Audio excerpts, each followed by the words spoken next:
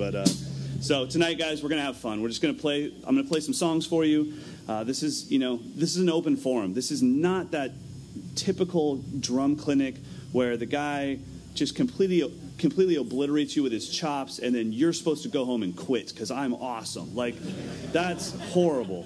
This is the opposite of that. This is, you better go home tonight and find a way to have mom or dad or spouse let you practice. I want you to go home inspired, excited to play drums, and just pumped that whatever I just did is tangible for you, that you can do it, and you could probably do it better than me. I'm not a drummer, guys. I'll tell you that right now.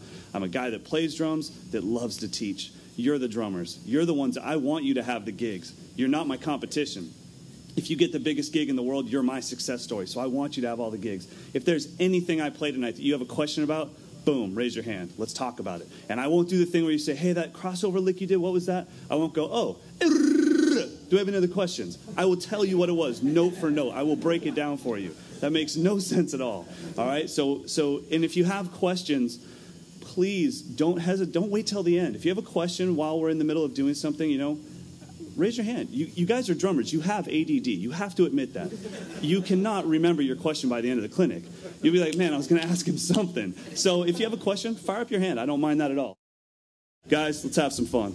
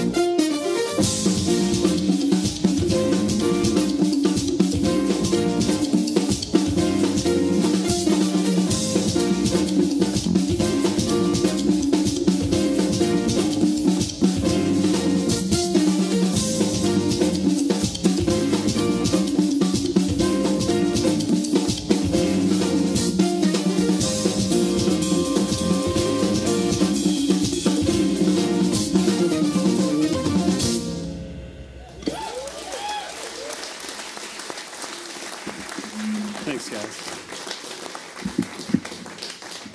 So the point to me of a clinic, like I said, is not to establish dominance, to not, as a dog would, urinate all over you and say, I own this, you don't. We own this. This is our instrument. If you have any questions about any of this stuff, ask away. I will not bore you with 2 hours of talk about my gear. And this is my 18-inch extra dry crash that you could care less about. Gear is like religion. You guys believe it. If you're a Zildjian guy, I'm not talking you off that ledge. If you're a Ludwig guy, you're a Ludwig guy. You can see what I play, and you are more than welcome to ask me about it. So, we're going to work on some stuff tonight that is considered to be advanced, and it's not. And people hide from these things, and they use excuses like, I'm a pocket player. Oh, I just play for the groove. So when I say, how do you feel about odd time signatures? How do you feel about polyrhythms? How do you feel about metric modulation? Oh, I'm just a pocket player. Really? Because let me tell you this, Steve Jordan's a pocket player.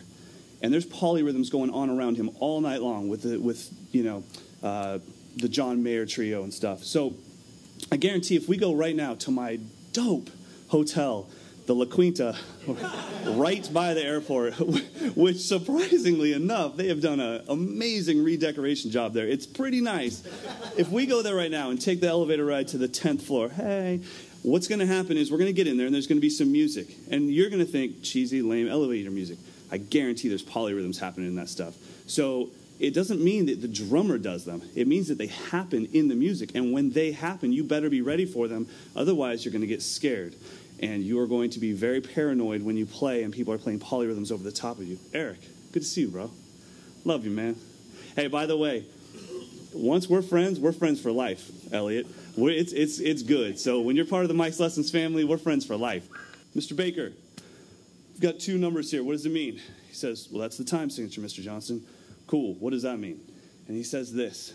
Literally, he says this. The top number is how many beats there are in the measure. The bottom number is what type of beat gets the count. Okay. That's how time signatures get explained. And all of us that went through school of music grow up not questioning it. And we really have no clue what it means. Let me break it down for you. It's very simple. Each number means something totally different. The top number means how high to count. That's it. It means nothing else, and it's not related to the bottom number in any way, shape, or form. Top number is how high to count. If it's 2 billion, count to 2 billion. If it's 7, count to 7. If it's 19, count to 19. That's it. The bottom number is the one that no one takes the time to explain to you, and it's way more important than the top number. The bottom number is how fast you should be counting. If you tell me, if Mr. Bass Player turns around and he says, hey, Mike, the song's in 5, okay? And we picked 5. He says it's in 5. 5-4, okay? What are quarter notes to this? Bop, bop, bop, bop. So I just count to 5 at that rate of speed. 1, 2, 3, 4, 5. 1, 2, 3, 4, 5, 1. All right, cool. Now he says 5-8. Okay, what are eighth notes to this? Dot, dot, dot, dot, dot, dot. So now I have to count to 5 at that speed. Now check how it changes the groove. 1, 2, 3, 4, 5. 1, 2, 3, 4, 5. 1, 2, 3, 4, 5. 1, 2, 3, 4, 5. 1. All right, 5/16. What are 16th notes to this? Ya da da da da da da da da da da bam. 1, 2, 3, 4, 5. 1, 2, 3, 4, 5. 1, 2, 3, 4, 5. 1, 2, 3, 4, 5. 1. It's not danceable, but all the white people will fall down, and it's just how it goes. It's fine. We're not meant to dance. Not a big deal. So that's what time signatures are. You have to know the bottom number.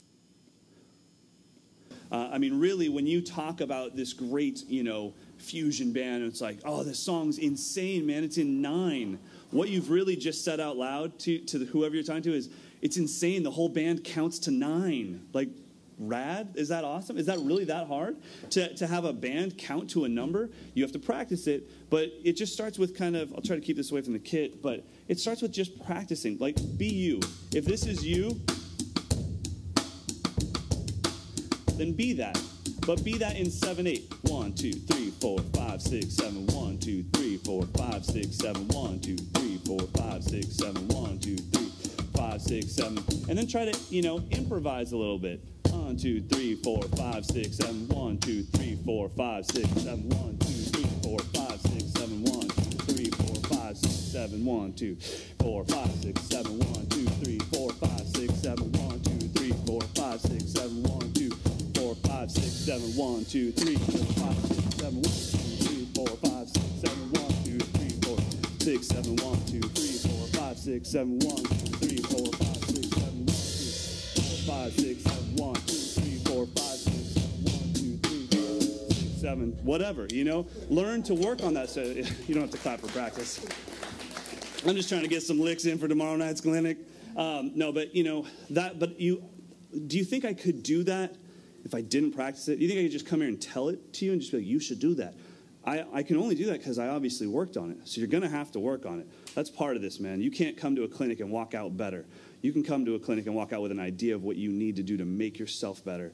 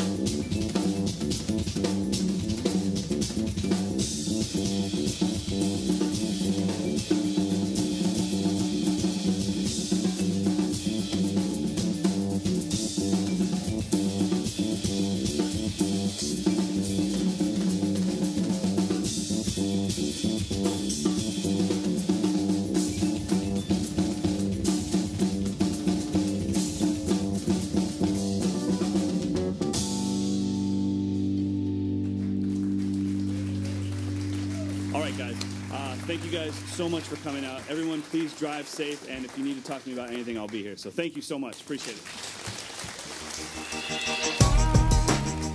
Well, Sam Ash thing is kind of, it's the best of both worlds, because obviously in a mom and pop shop, you're getting that kind of family feel. But Sam Ash is a family-owned store.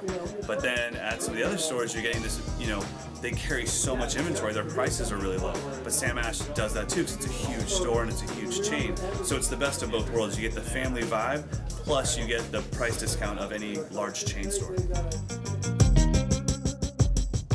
I think the main thing with a music store is getting to, one, experiment with the gear and actually check it out. And as you can tell, like right now, I can touch this cymbal, this specific cymbal, and I happen to know that this specific cymbal was handmade. So online, I really won't know what it's going to sound like, but I can actually experience it in person. And And the other thing is just being able to talk to a sales representative and just ask them their personal opinion. I'm assuming the person behind the counter has probably played drums longer than I have. And I can say, you know, hey, I have $300 to spend on a ride cymbal. What do you suggest? Or I have $150 to spend on a ride cymbal. What do you suggest? So things like that I think are really, really important. And then the other thing that's really important to me as a shopper is, what about the next step? Now I bought my kit, I bought my cymbals, but I'm ready to upgrade.